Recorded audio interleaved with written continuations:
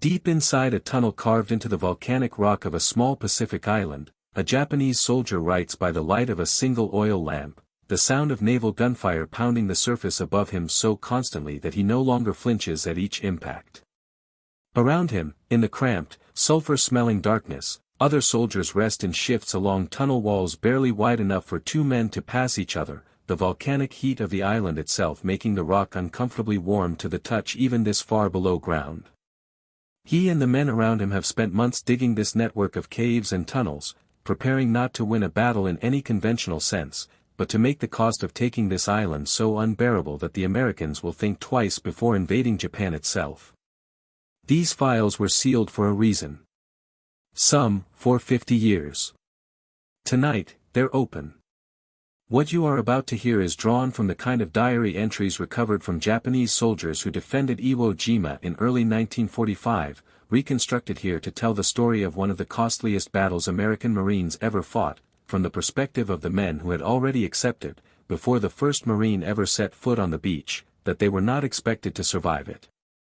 This is what it looked like from underground, as an island the size of a small town swallowed thousands of men on both sides. February 16.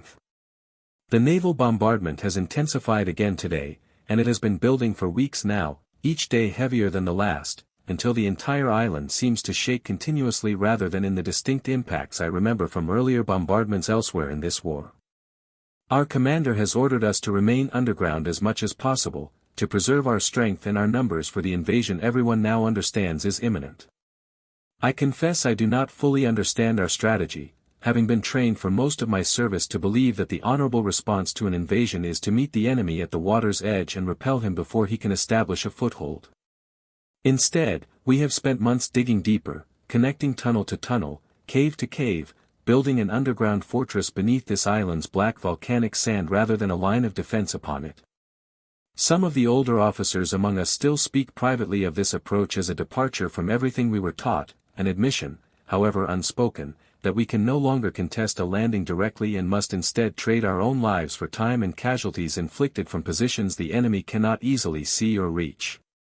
Our commander has explained, in the calm, almost resigned tone he now uses for most communications, that we are not expected to hold this island indefinitely, only to make its capture cost the Americans more than they are prepared to pay, in the hope that such a cost might give their leadership pause before any invasion of the home islands themselves. February 19. The invasion has begun. Thousands of American Marines are ashore, and from our positions deep in the tunnel network beneath Mount Suribachi, we can hear the sound of their landing craft engines even through solid rock, followed by the concentrated fire of our artillery and mortars finally opening up on beaches we deliberately allowed them to reach unopposed. This was the plan our commander insisted upon for months, over the objections, I later learned, of several officers who wanted to meet the invasion at the waterline in the traditional manner. Instead, we let them land in the open, exposed on black volcanic sand that offers no natural cover, and only then did we open fire from concealed positions they cannot easily locate or destroy. I have heard the results described by soldiers returning briefly from forward positions, and the words they use suggest the beach has become a killing ground unlike anything I have witnessed in this war, American bodies and equipment scattered across sand that offers them nowhere to dig in properly, our fire coming from directions they cannot pinpoint because we are shooting from inside a mountain rather than from any position they can see or target in return. One soldier who returned briefly for fresh ammunition described the volcanic sand itself as a kind of trap in its own right, soft and loose enough that American vehicles struggled to gain traction on it even without a single shot being fired at them, and he seemed almost proud, in a grim way, that the island's own geography was doing part of our work for us. February 23.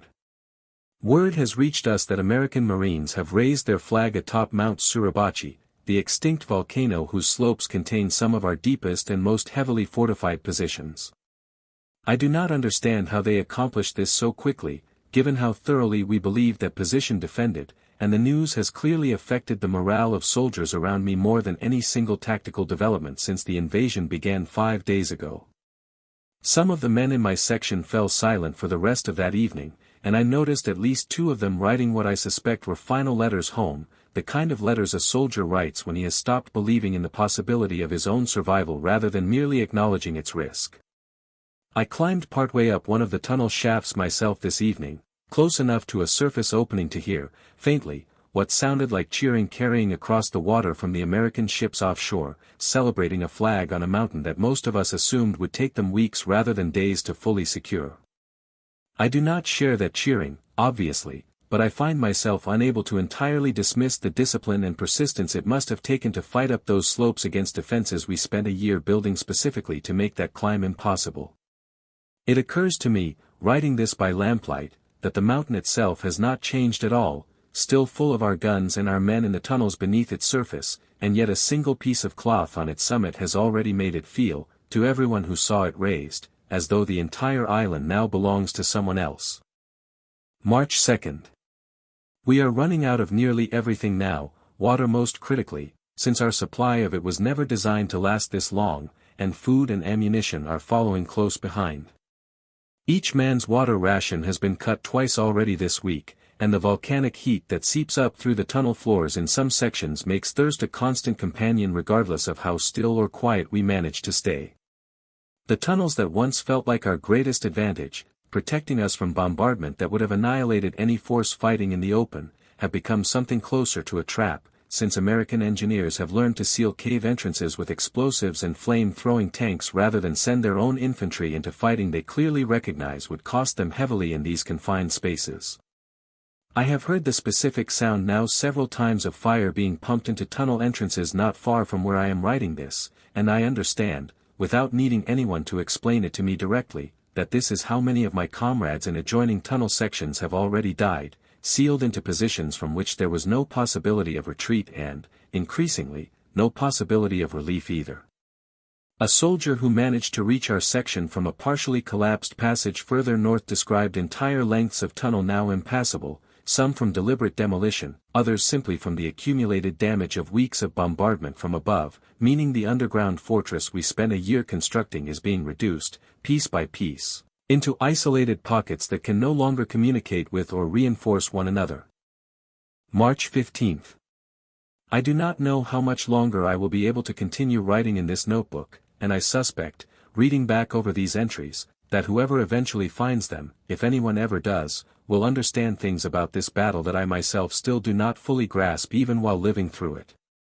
We were told, from the very beginning of this defense, that our purpose was not to win, only to make the cost of victory so severe that the Americans might reconsider whatever they intend to do next. I do not know if that purpose has been achieved. I only know that the tunnels around me grow quieter each day, not because the battle above has slowed, but because there are fewer of us left underground to make any sound at all. That diary entry, like others recovered from Japanese soldiers who fought at Iwo Jima, describes a defense built entirely around a single grim calculation, that a battle fought from beneath the earth rather than upon it could inflict casualties severe enough to shape American strategy for the rest of the war.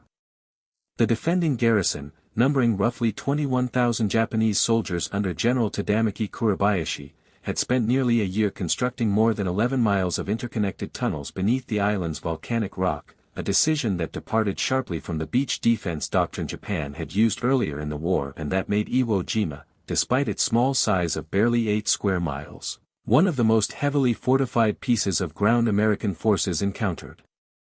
anywhere in the Pacific. Suribachi himself had studied in the United States earlier in his career and reportedly understood American industrial and military capacity well enough to conclude that Japan could not win this battle outright, only make it costly enough to matter strategically, a sober assessment that set him apart from commanders elsewhere in the Pacific who had continued to insist on doomed, traditional beach defenses that accomplished little beyond squandering their own men in the war's opening hours. The flag raising atop Mount Suribachi on February 23, photographed in an image that became one of the most reproduced photographs in American history, occurred only 4 days into a battle that would ultimately last over a month, a detail often lost in how quickly that single image became a symbol of the entire campaign, since the fighting for the rest of the island, particularly the network of fortified positions to the north, continued for weeks after that photograph was taken.